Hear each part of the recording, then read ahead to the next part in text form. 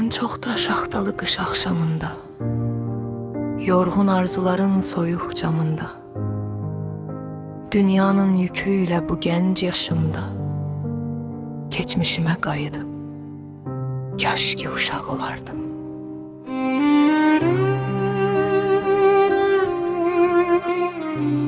Gözlərimi bir səhər 8 yaşlı açardım.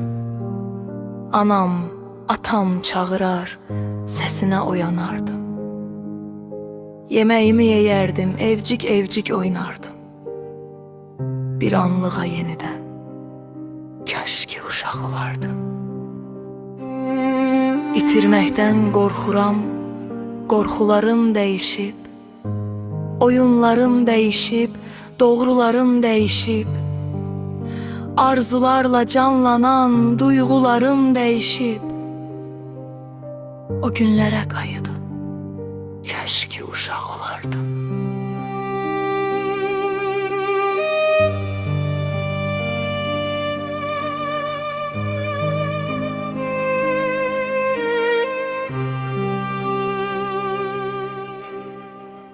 Qəlbim hələ uşaqkən görünüşüm qocalır.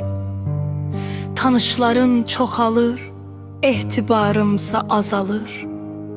Qaralan günlərimdə saç tellərim ağarır.